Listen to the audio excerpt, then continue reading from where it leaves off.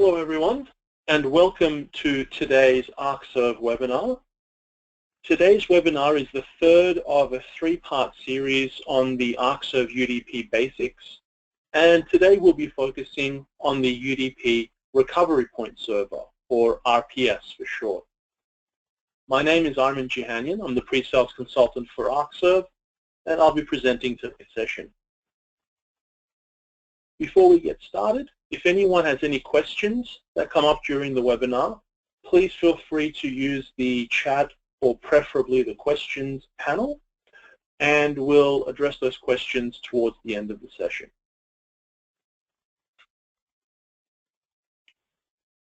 During today's webinar, we'll be firstly going through a very quick product overview of Arcserve UDP. We'll then have a recap of the UDP agent and console features that we discussed in the previous webinars, and then we'll look at the recovery point server itself and look at some of the features and functionality that adding a recovery point server introduces.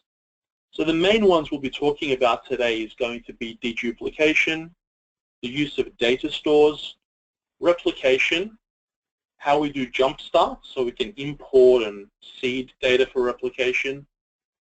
We'll look at the instant VM functionality and copy to tape. We'll then go through a live demo and step through just some of the features and how to configure these tasks.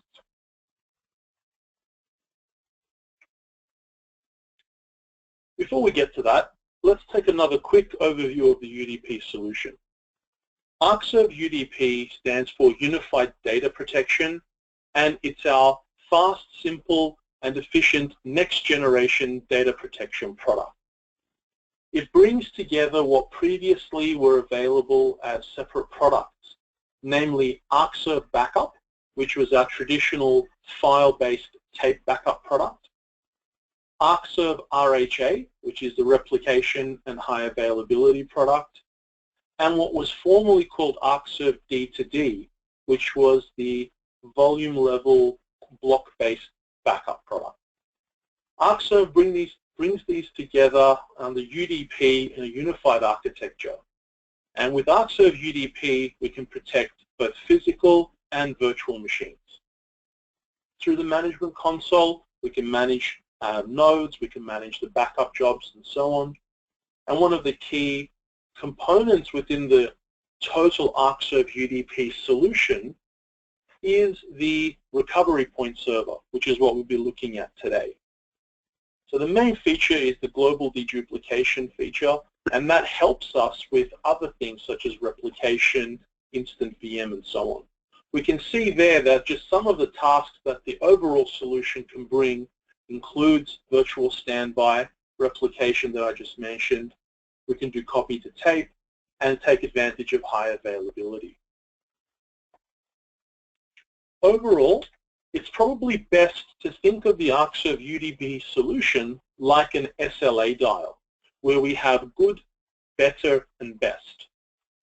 With a good backup, we can do daily backups to disk or tape. If we're going to tape, we can take the tapes off-site. We might set up virtual standby for the key systems, and we might do quarterly or half-yearly DR testing. We can turn that dial to better, and we can then do multiple backups during the day, so we have a lower recovery point objective. We have more frequent backups available. We can do replication of data to a DR site, and we might do remote virtual standby for the key systems at the DR site itself. And then, of course, we can turn that dial to best, and we might have multiple sites, multiple production sites, replicating back to a central data center, and then that data itself might be replicated to a DR site, as an example. With the best setting, we can also set up full high availability for our most critical systems.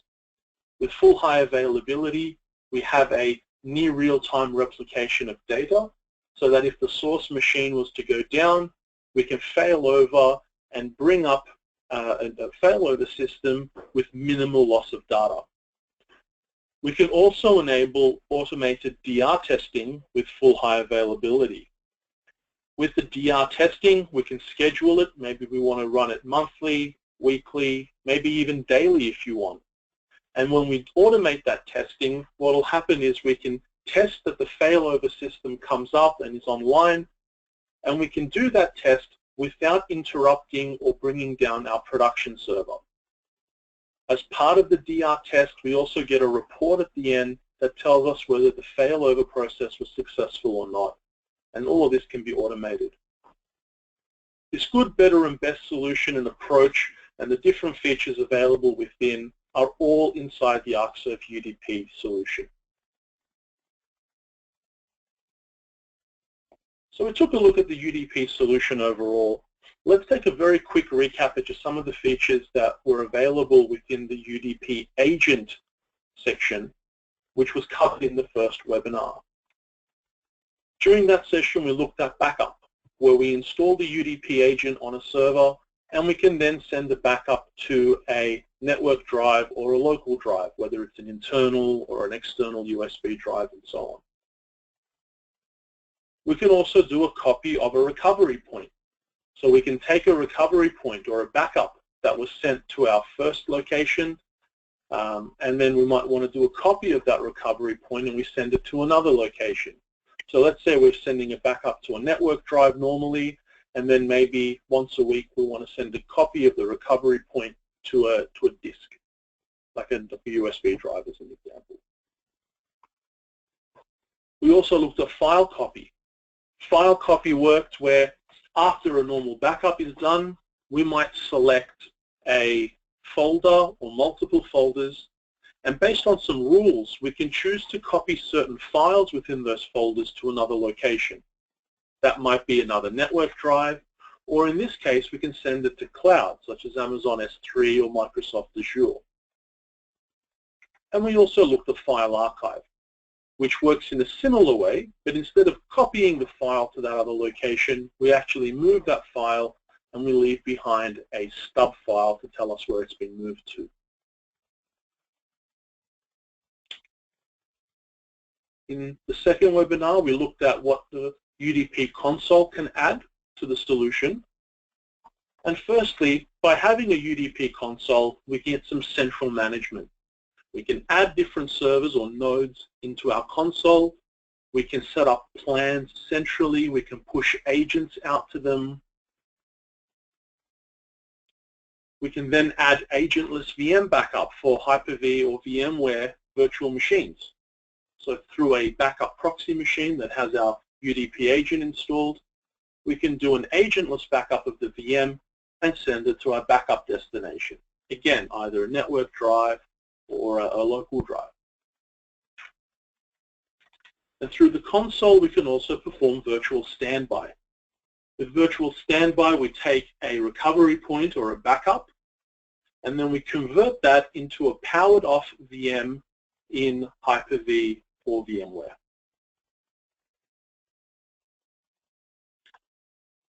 So that's what we looked at before. We're going to now look at the recovery point server. With the recovery point server, the first feature we'll talk about is the deduplication capability. Now, you're not forced to enable deduplication, but by enabling it, we get a number of benefits. So let's take a look at how that works. As we know, Arcserve UDP does a volume-based backup at the block level. So if we were to visualize that volume as being split up into these blocks, what we then do with deduplication is we group these blocks into what we call deduplication blocks. Now, these deduplication blocks can be either 4K, 8K, 16, or 32K. And we'll take a look in a little later on what the benefits are for each size. But essentially what we're doing is we're grouping a number of these blocks together into these deduplication block sizes.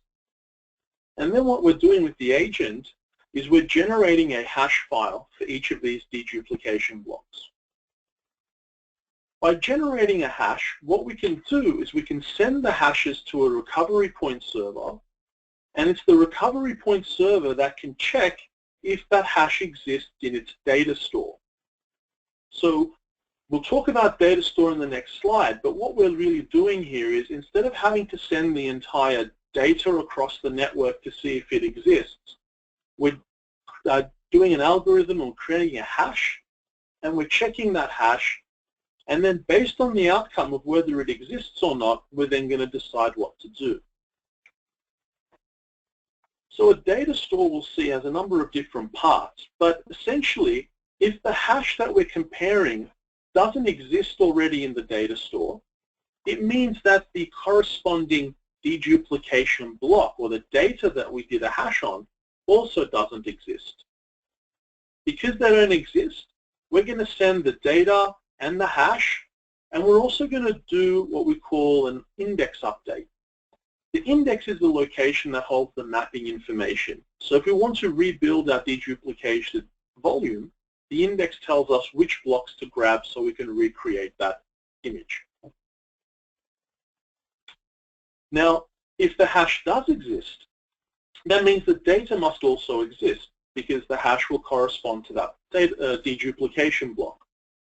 So if it exists, we don't need to send the data, and all we do is we update the index to say that at this point in time we need that particular block. So we keep doing this so that when the data goes from our agent to the recovery point server, only the unique deduplicated data is going across the network. So that saves us network bandwidth, it saves us time, and it's also saving us the disk space in the RPS data store.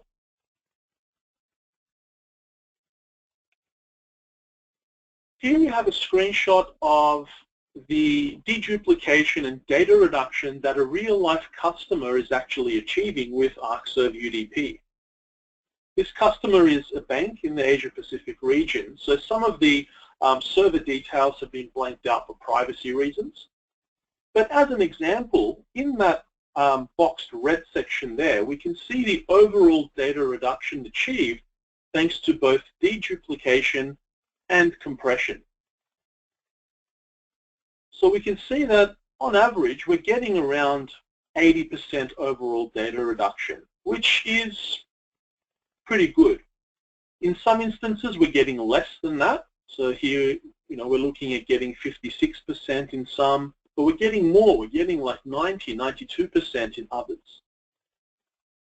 The actual data reduction you will receive or you'll achieve will be dependent based on the type of data you're backing up, what your dedupe block size is, what the size of the volume is, and certain other variables. But as an example, you can see if we take the very first row, we're protecting just over 15.5 terabyte, but due to the 74% overall data reduction, that 15.5 terabyte is being backed up using only 4 terabyte of disk space.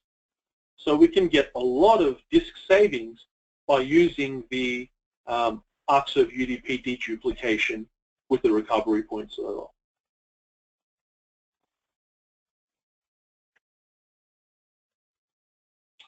I talked and mentioned a data store before. So with a data store, it's essentially where the recovery points or the backups are stored. It differs from just a network drive because with a data store, we actually have the recovery point server performing some intelligence, acting a bit like a processing head, and then the data store is where the data itself is being saved. So we can have a data store that actually does reside on a network drive, but is processed and handled by the RPS server itself. So when a backup happens, a server will back up and send the data to the recovery point server, and then the recovery point server will send it to where it needs to go. When we configure a data store, we can enable it for deduplication, compression, and encryption. So we don't have to have all of them. We can have some or all.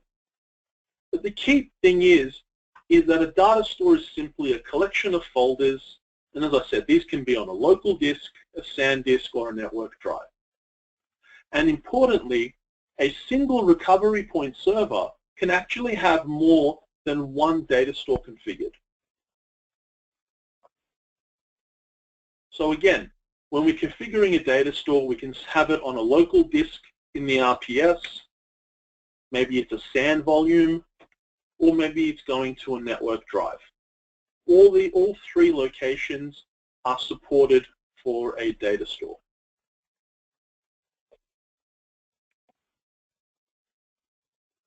Once we get our data in a data store, we can then perform other tasks. One of the things you might want to do might be replication. So recovery points or backups that are in a data store can be replicated to a data store on a different recovery point server.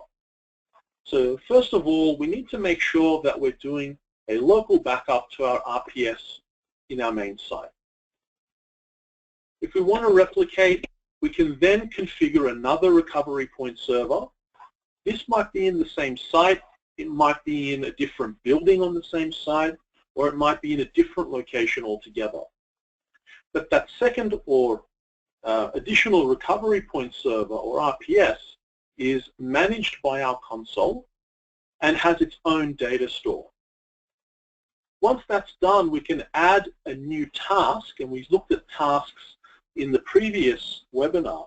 But in the console, we add a replication task to a plan, and we can then send recovery points from one RPS to another. Now, when we're replicating, we can actually set a different retention policy for the source and target. So if your main backup is doing 4 dailies, 5 weeklies, and 12 monthlies, as an example, when we replicate, we can choose to have the same, less, or more recovery points on the target side. So we have a lot of flexibility in selecting how much data we want to be saved. And then on top of that, we can set other tasks to be run on the replicated side. So as an example, if I have my second task replicate data, I can add a third task, such as a virtual standby, and the virtual standby can be configured to run on the replicated side. So by doing this, I get a remote virtual standby. It's also important to note that a recovery point server doesn't need any additional Arcserve UDP licenses. You only need an Arcserve UDP license on a machine that you are backing up. So a recovery point server is a destination, so it's holding backup data, so it doesn't need any additional UDP licenses.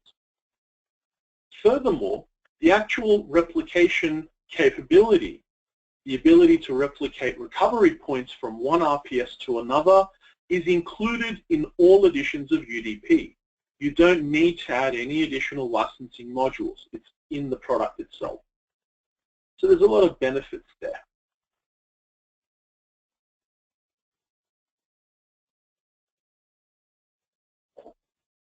Now, if we've already started using UDP with just an agent base, and we've then backed up to a network drive, to a NAS, and then we've decided to add a UDP console in, and now we want to add a recovery point server so we can do deduplication and replication. What we can do is something called a jump start, which can let us firstly import data or import recovery points that have been saved on a network drive and import that into a data store. If the data store we're importing it to has deduplication enabled, when we import that data, it's also deduping it. Once that data is in, we can then configure our servers to back up to the recovery point server instead, so further taking advantage of dedupe on an ongoing basis. Furthermore, we can also use the jumpstart function to make a copy of a recovery point or set of recovery points, put it onto some sort of transportable media, and then take it to a target RPS and ingest it, so we can seed our data so we don't have to replicate everything over the network. So here is an example. What we'll do is we'll bring together, or we'll import from our NAS. We'll then create a jumpstart data store. We'll take that to the other side. We'll then import that, and then we can replicate just the changes.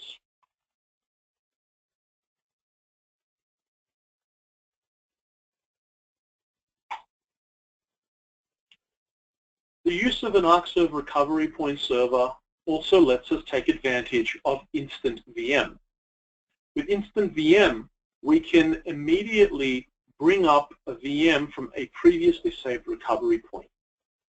Instant VM differs from virtual standby in that we don't have to create a plan. We don't have to pre-prepare for it.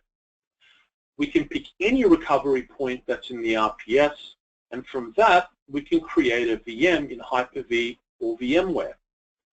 And because we don't have to plan for it, we don't need any additional storage space up front, because what will happen is the bulk of the recovery point will be accessed from the recovery point server so that the VM can stand up from that. If we need to use a instant VM machine for a longer period of time or on a more permanent basis, we can do additional tasks to get that data onto more permanent disk. So here we'd start by doing a backup of a server to a recovery point server. And then if we want to stand up an instant VM using Hyper-V, we install the agent, the Arcserve UDP agent on the Hyper-V server, and we add the Hyper-V server into the UDP console. We then mount, or it will automatically mount the recovery point to the Hyper-V host, and it will stand up the VM from that. In the case of VMware, it works in a similar fashion, except we're mounting the recovery point server as an NFS share to the VMware server. And then the instant VM is being stood up from the VMware server that way. Instant VM can be really useful, especially if you want to stand up a recovery point, an older recovery point. So even if you've set up virtual standby, if you want to stand up a instant VM from a recovery point you haven't planned, or one that's, you know, weeks or months old, you can do that with instant VM.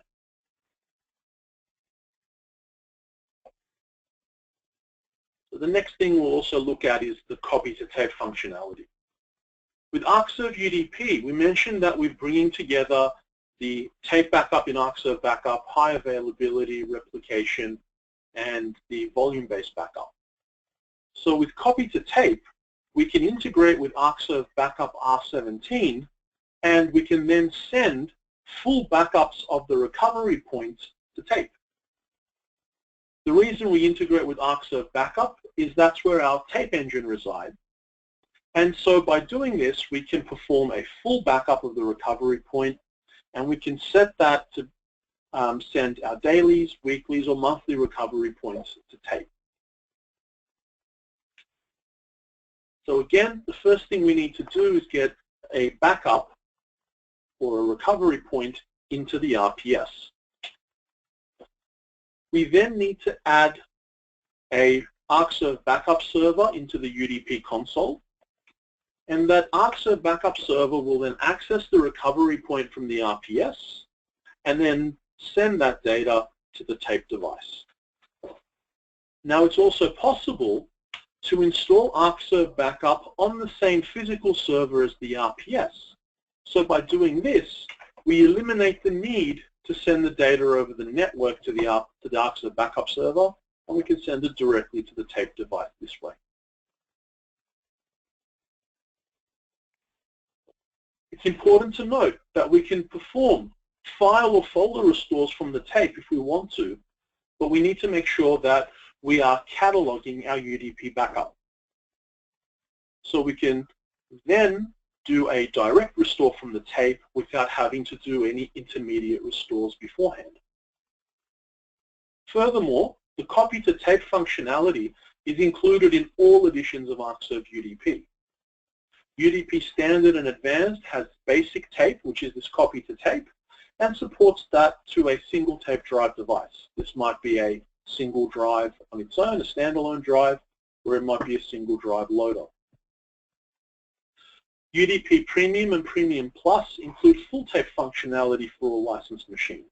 So that includes all Arcserve backup agents, but more importantly, if you have a multiple drive library, using UDP Premium and Premium Plus will let you leverage multiple drives to be used at the same time.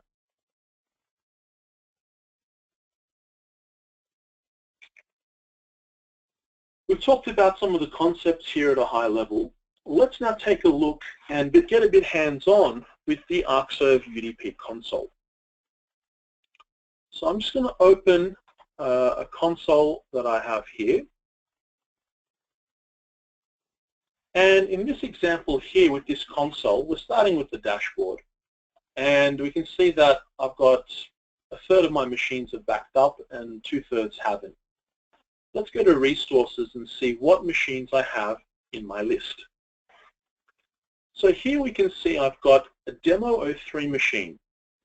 Now this is the machine I used before with the agent-based backup, and we've added into this console now. I've also got UDP 6, which is my console machine itself, which I haven't protected as part of a plan. But when you install UDP console, it actually adds the machine you're installing it onto by default. I've also got a Hyper-V box that I've got an agent installed on and I've added into the console here. I've done this so that I can show you instant VM later on. So for now, let's take a look at this demo 03 box. And you can see here under the plan column, it's being protected by a plan called Plan 1. Now, if you want to see what Plan 1 entails, I'm going to go to All Plans here on the left. And if I click on Plan 1 here, which shows me the list of all plans, I can take a look at some of the settings here. So for example, here I'm looking and seeing, first of all, Demo 3 is the server that's being protected and I'm backing up all volumes. And the destination is going to a local or shared folder. In this case, it's going to a NAS drive, and this is the particular path that it's being sent to. Now what I want to do is I want to now back up this demo 03 box to a recovery point server. So to do that, I'm going to first cancel this plan, and we need to see if we have a recovery point server specified in our UDP console. The way we do that is we go under Destinations to Recovery Point Servers here, and you'll see here that when I install the UDP console, it also adds itself as an RPS server by default. However, you'll see that this is just in here as an entry. It means it has the RPS software already on it. If I wanted to add another machine, I can click on Add a Recovery Point Server, and then I can provide the host name. So I've got another machine that I want to add in, so I'll provide the credentials. And if this machine doesn't have the RPS software installed, it'll immediately install the software, or I can choose to install at a certain time. So I'm happy to install that now. I'll add my new machine in.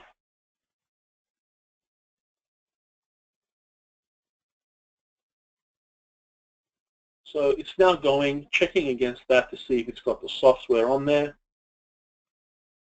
And you can see here it's added in MSP01, and you'll notice it's actually got another entry underneath. This is a data store.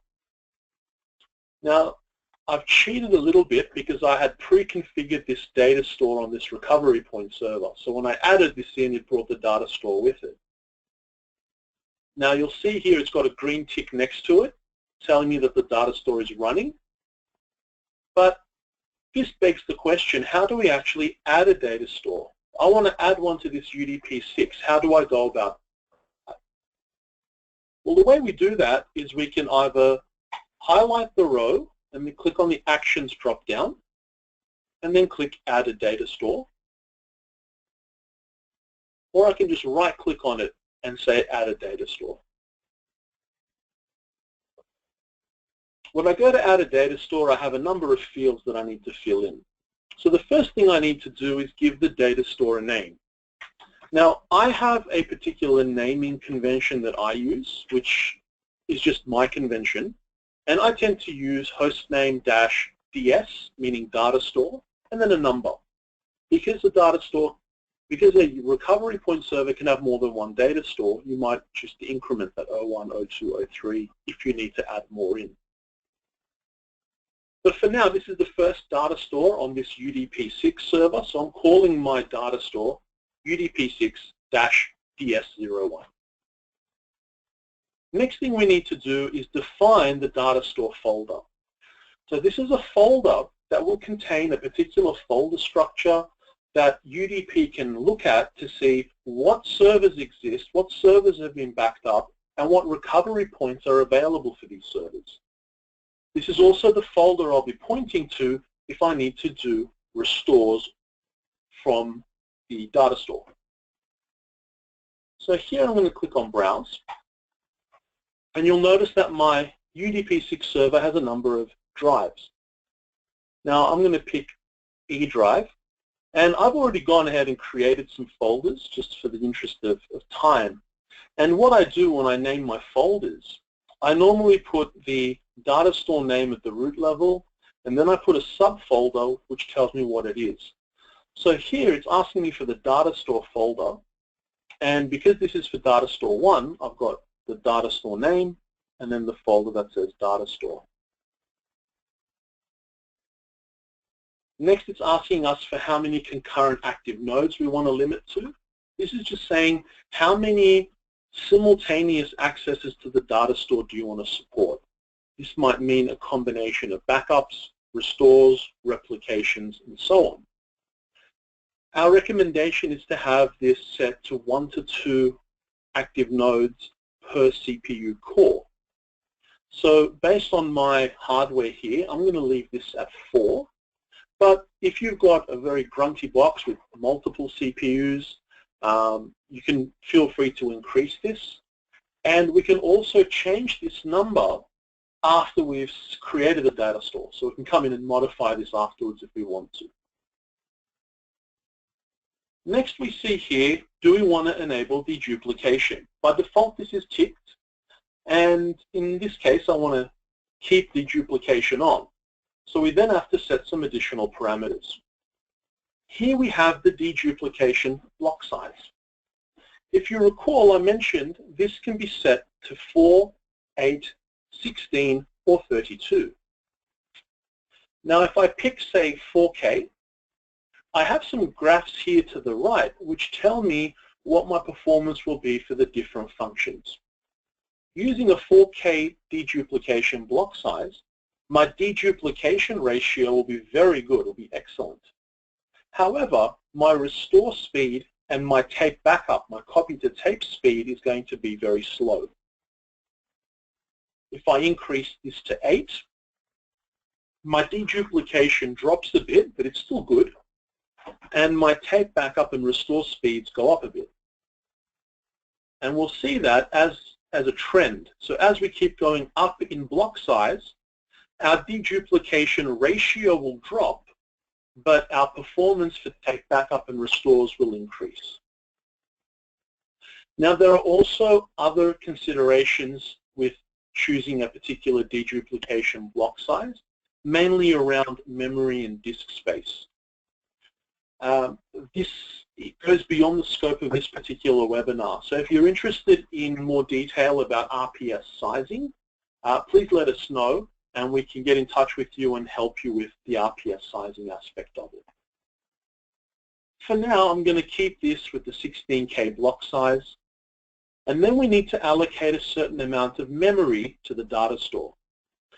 Now this memory is required because when we're doing comparison of hashes, we want to make sure that the RPS server can look up the hash data very quickly. If we're saving the hash on a spinning disk, we want to put all of that hash in memory when, load it into memory when the RPS is running, so that it can very quickly look up and see if the hash exists. However, you'll notice that there's also a tick box underneath that lets us specify if the hash is on a solid-state drive. If we save the hash on a solid-state drive, then we don't need as much memory because the RPS can look up the hash on the SSD directly.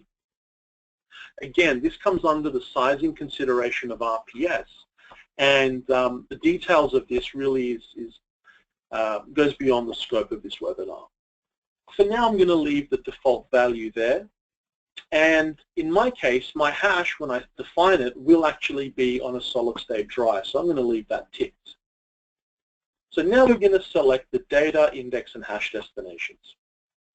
The data destination, I'll click on Browse, and again, I've got a number of drives here, and in my case, my data folder is going to be on my I drive. You'll notice I've also put the data store name there, and if I expand that out, I've created a folder called Data. Now the data destination will hold the actual deduplicated data itself. So this is typically going to be the biggest folder because it's holding the actual dedupe data. We then have to nominate an index destination.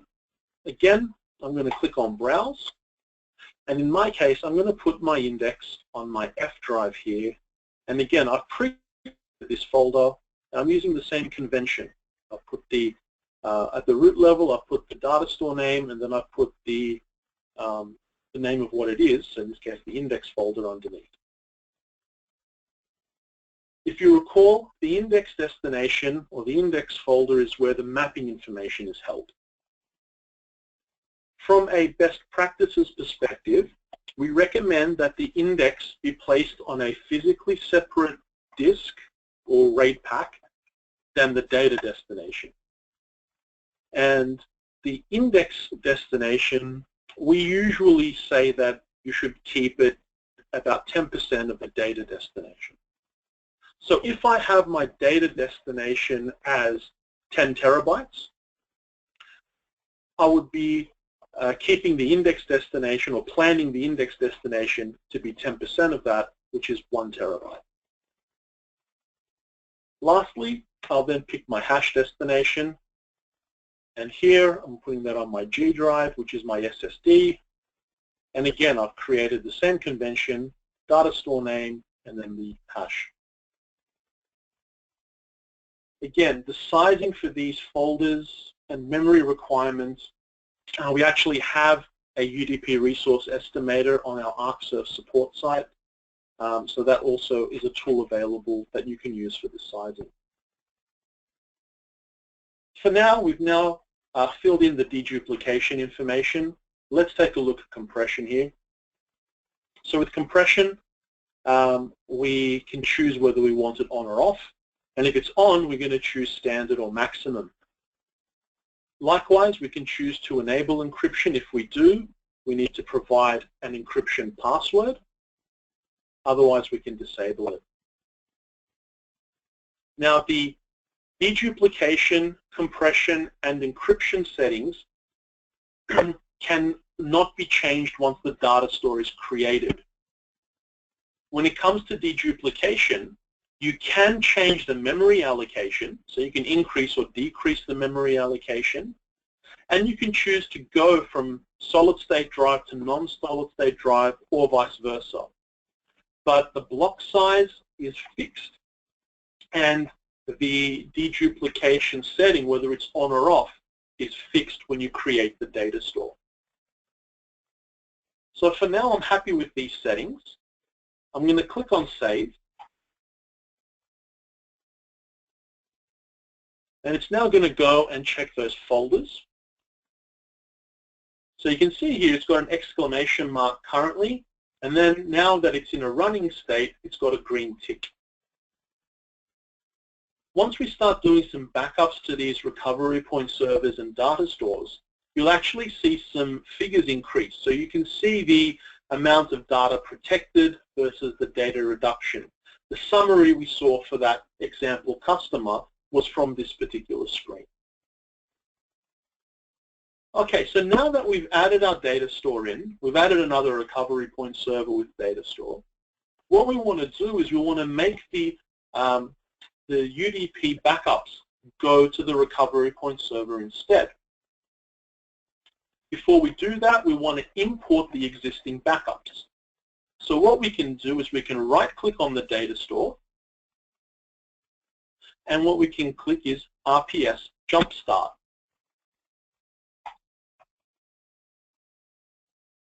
When we go to do a jumpstart, we have two options.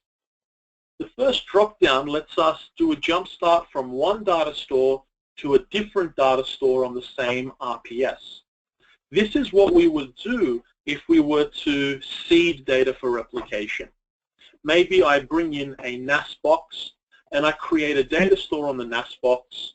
So then what I can do is jumpstart from the RPS's permanent data store to the temporary data store on that NAS, and then I can then take that NAS away and import it at the target RPS. The other option is the second option, which is migrating from a shared folder to a data store.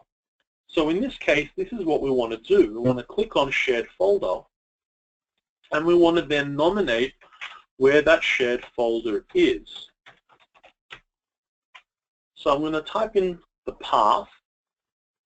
I'll click an arrow, so I'll authenticate against my NAS share.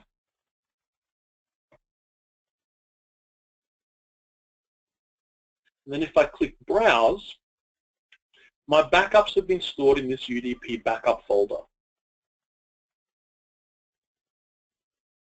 So when I've nominated that folder, it's gone in and it's found that these 4 servers have got recovery points in that location. Now I want to import my demo 03 recovery points, and there are 15 of them in that location.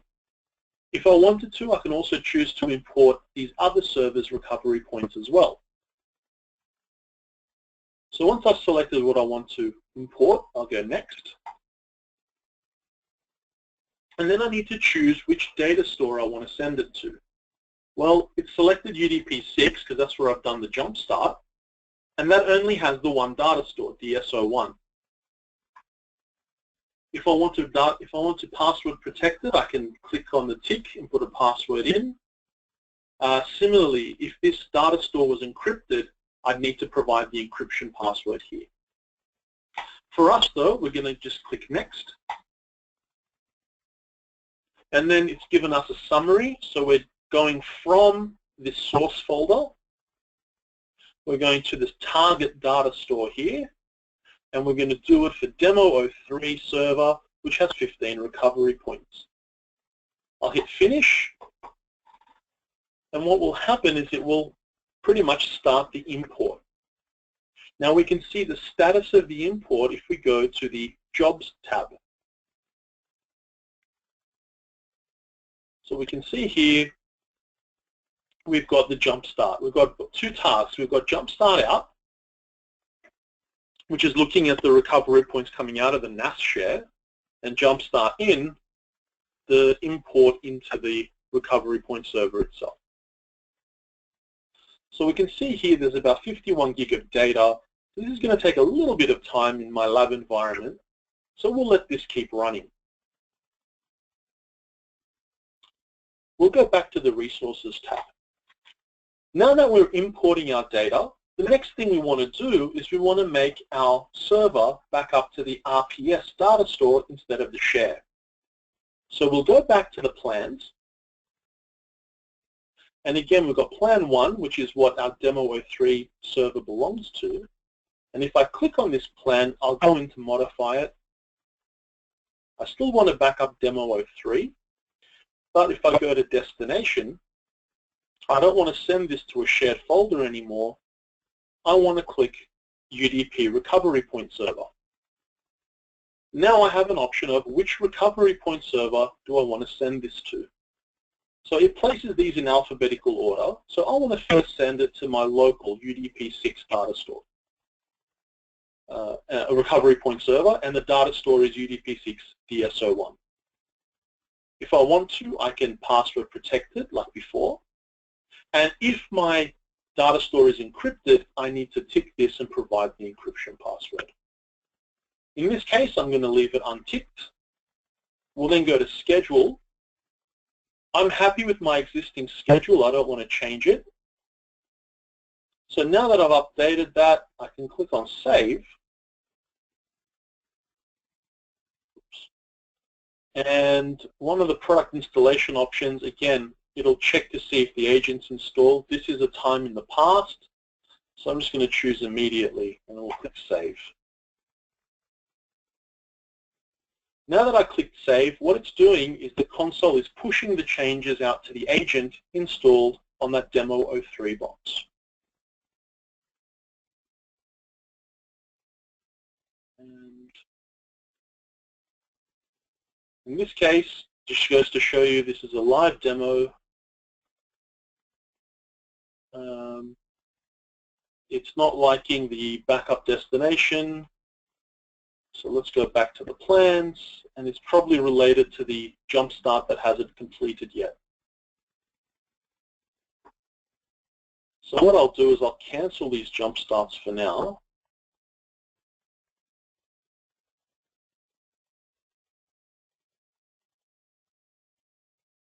And it might take a minute or so for it to actually clear out of the console. There we go. Let's go back and modify this plan again. So we're choosing the recovery point server, and then we're saving.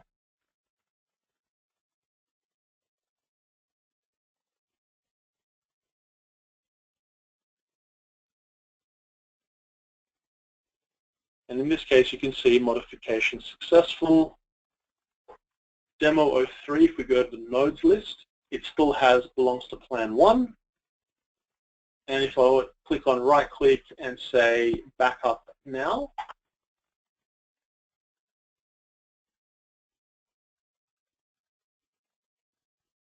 I then go to the Jobs tab. In a few seconds, we should see this refresh with a backup job. There it is. And if we click on the Details button,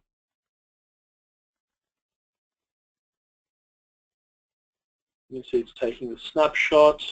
It'll give us information on the time remaining and processing information. And we can see here that because we're sending it to a data store, it's giving us a dedupe and compression figure. Furthermore, if I close this details, on the far right, we can see the destination is UDP6 recovery point server, and the data store is UDP6 DSO1.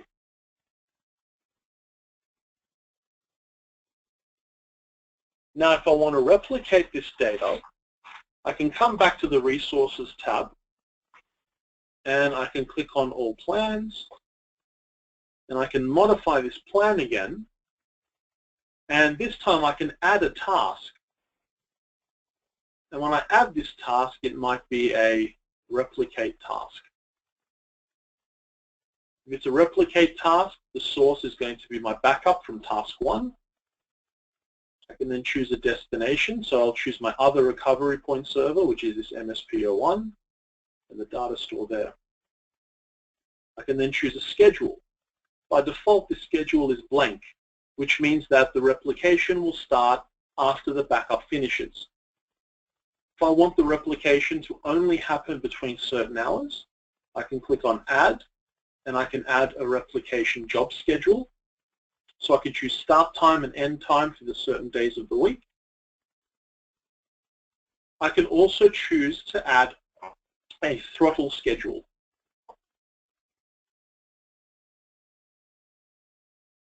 By clicking on throttle schedule, I can choose a throughput limit, whether it's in megabit or kilobits. And I can choose between what times and what days of the week I want that throttle to be applied. Again, underneath now we've got the option to choose the retention. Now this is where we can have a different retention to our source machine. So on my source, I have 855. So if I type in 8 dailies, 5 weeklies, 5 custom, I'll have the same recovery points on both sides. However, if I want to have a longer retention, maybe I want to double the retention, I can increase that, and twice 8 is 16. I can double it, or I can put custom amounts in so that my target side will have different number of recovery points. And under Advanced, I can choose to enable email alerts, and I can click Save. Now before I do, to show you one more thing, if I wanted to add another task off the replication side, let's say virtual standby, I can choose my task type to be virtual standby. And now under source, I can choose whether I want to run virtual standby on the local side, in which case I'll do the virtual standby from my backup job, or do I want to do it on the remote side, run it off the replicated recovery point. So if I want to do it off the replica side, I'll choose my replicate as my source, and then I can click on the rest of the tabs and configure the rest of the virtual standby settings like I have done previously. I'm just going to delete this task for now, and I'm just going to hit Save.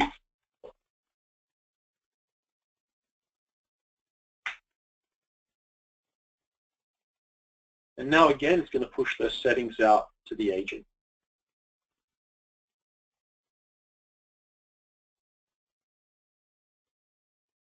The next thing I actually want to show is the instant VM functionality.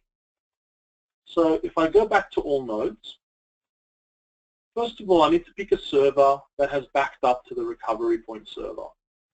And so if I right-click, I have the option to create an instant VM. After I click that, I can choose the recovery point servers that are here, and I can choose a recovery point. Now, at the moment, this is blank, so my backup probably hasn't completed yet. So let's just check on that status. So the backup is still going. We've got about, I'm saying it's about 4 minutes to go, down to 2.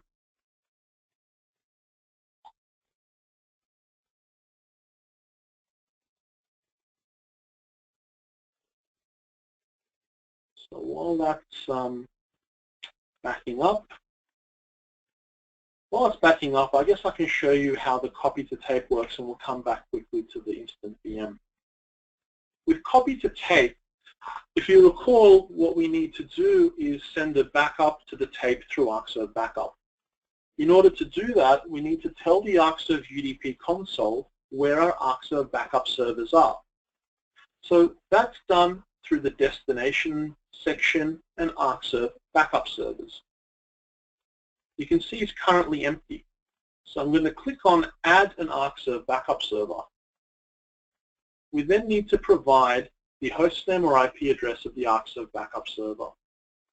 In this case, we need to make sure that Arcserve backup has already been installed on that machine. Now in my case, I've already installed it on the UDP 6 machine, and I've just provided the credentials there, and I'll hit Save.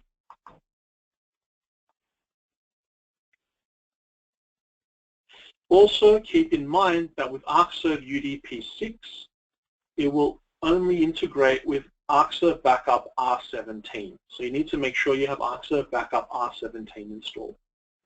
Now here you can see it's found the software, and it's listed this group or this device. And this device, in this case, happens to be a loader, single drive loader device.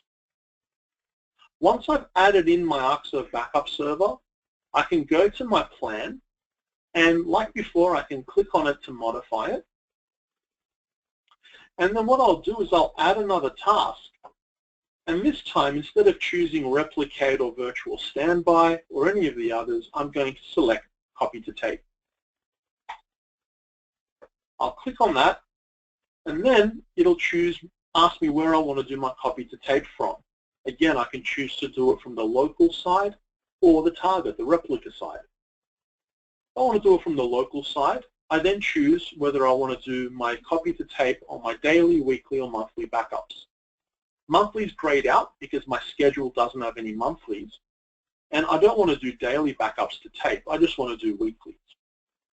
I'm also getting an information warning here telling me that if I want to do file folder granular restore, I need to enable file system catalog for the weeklies. So let's go ahead and do that. So I'm going to go to my task 1, which is my source. I'm going to go to schedule. And then I'm going to choose to catalog my weekly backups down here. Now if I come back to copy to tape, I'll go back to the source tab. Weekly is selected and I no longer have that information warning there. Next we go to destination. So now we choose the Arcserve backup server. This is going to be the list of servers we added in the console. So remember we just added UDP 6, so we're adding that in. The media group is the tape device we want to send the backups to. In this case I've only got the one. So I'm going to choose that group there. And in this case it'll show me all the slots and tapes that are in those slots. So this is an 8-bay loader, so slots 0 through 7. And then I have the option to enable multiplexing, encryption, software encryption. I'm going to leave these default and blank for now. I'm then go to schedule. Under schedule, again you've got blank schedule by default, which means the copy to tape will start after the previous task, the source task is finished. So in this case, after the backup finishes, it'll start a copy to tape. We can then choose the media pool. By default, it'll want to create a new pool for each plan. So you can choose to combine all the plans to use the one media pool, and you can type your own media pool name in here if you want. And then here you will define what the retention is going to be for the different backups. So here I want to keep 5 weekly backups before it overwrites or deletes this tape. And then you have the option of either appending or copying to separate tapes. So in this case, my plan is to remove these tapes and send them off-site. So I want each weekly copied to a separate tape. Lastly, under advanced, I can choose to eject tapes if I'm using standalone drives. I can verify them or run pre-post scripts. Once that's done, I can hit save. And then what will happen is the Arcserve UDP console will communicate with the Arcserve backup software and create the job for you there.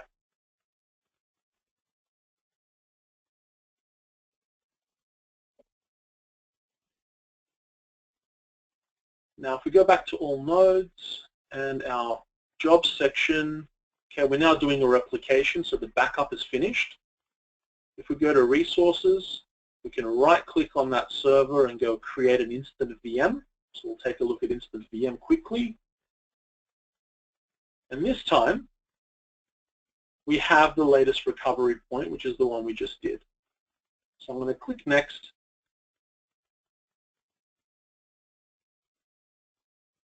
And then we need to choose whether we want to stand this up in VMware or Hyper-V.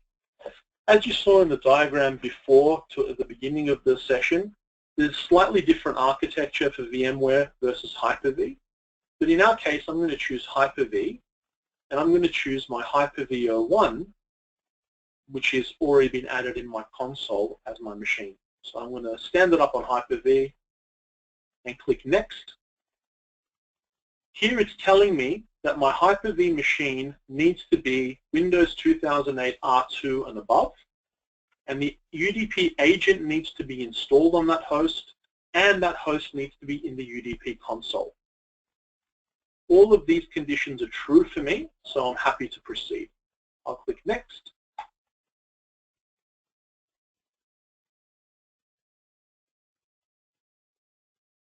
And then we can go through to configure the instant VM. The main thing to take away from this is because the recovery point that's being mounted is read-only, we need a folder on the Hyper-V host where a differencing VM disk will be stored. So on that Hyper-V box, I think I've got a folder that I've predefined on the E drive called IVM.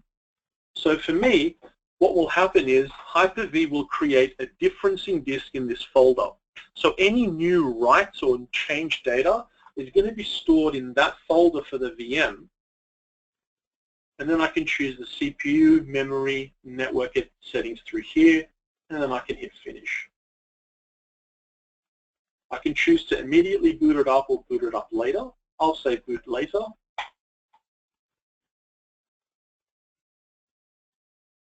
And then what will happen is, in the UDP console, under infrastructure, I have instant virtual machines here. And that will show me the instant VMs that I've created that are running or turned off. And in this case, this one is just going through and creating the VM. And the time it takes to do this will depend on your infrastructure. So in my lab environment, you can see it took about 10 seconds. And now it's powered off. If I want to turn this VM on, I can just right-click on it and click Power On. Or once I'm finished with it, I can right-click and click on Delete. I don't need to go into the hypervisor console to manage it. I can do it straight from the UDP console. Now that's been a very whirlwind tour of just some of the things that Arcserve Recovery Point Server can give you. But as I said, what we can do is provide additional sessions or more detail if you like. Speaking of which, we are also holding Arcserve Partner Technical Training Sessions quarterly. These are initially being held in Sydney, Melbourne, Brisbane, and Auckland. We're starting with the Arcserve Bootcamp 101. This is a one-day session that we go through the UDP solution, and it's followed by a 201 and 202 session next quarter, where we'll have more hands-on labs and so on. At the moment, we have partner sessions planned. If you're interested in a customer bootcamp session, let us know, and we can schedule that based on the amount of interest we get.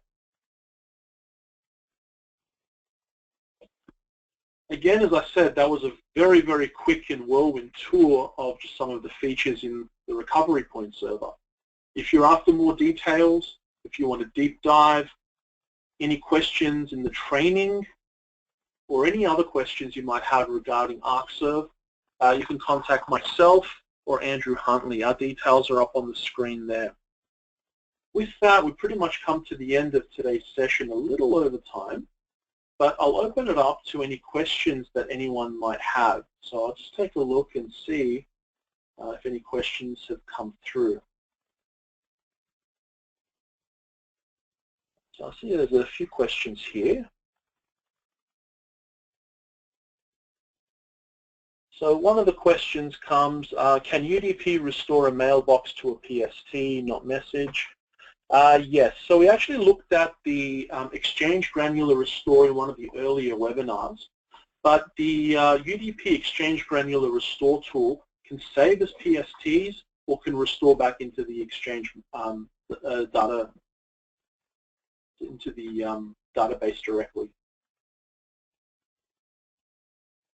There's a question here about the data, if the data is encrypted when it's replicated from RPS to RPS. So with encryption, we can choose to encrypt data at rest if we encrypt the data store itself. If you want the data to be encrypted in transit, what you can do is select HTTPS as your protocol so that it will encrypt the data in transit. There's a question as to how many recovery point servers you can replicate to. That's an excellent question. From our own internal testing, our dev team and testing team has tested up to 10 different recovery point servers, so a chain 10 RPSs long. I haven't come across a site yet that needs more than that. In fact, I haven't come across a site that needs that much. But you can have a chain that's multiple RPSs long.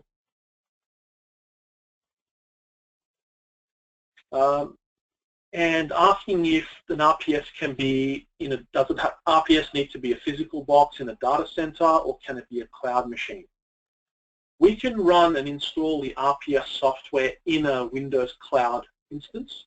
So if you want to run it as an Azure server or an Amazon EC2 instance or a private cloud instance, we can replicate to an RPS as long as we've got network connectivity to it. So it doesn't need to be a physical box, doesn't need to be on-prem, it can be a cloud-based instance.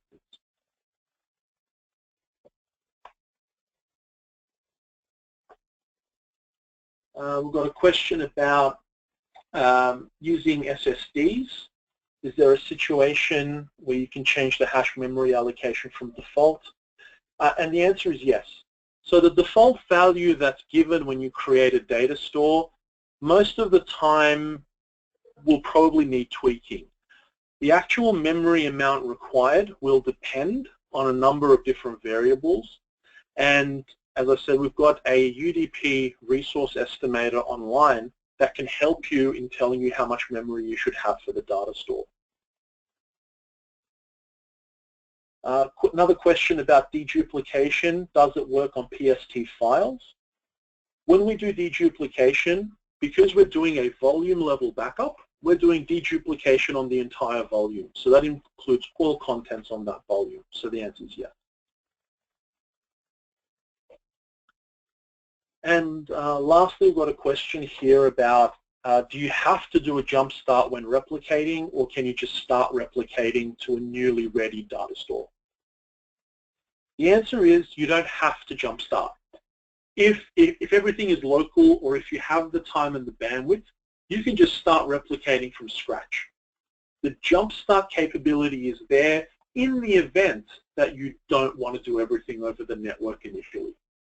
So the answer is you can do it with or without jump start. You can replicate. So there's no limitation in that respect.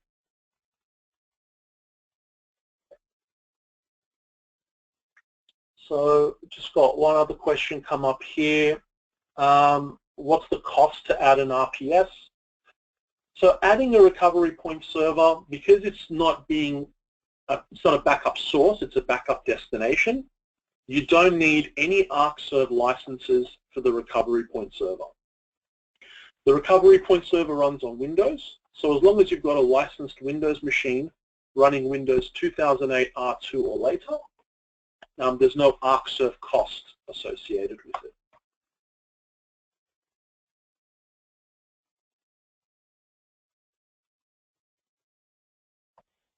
Okay, so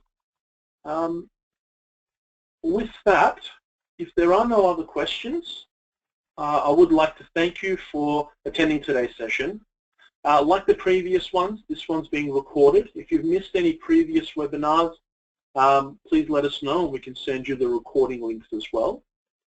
But in the meantime, again, thank you for your attendance, and if there are any other questions or anything else that we may have missed or you want more detail on, please by all means contact Andrew or myself. We'll be more than happy to help.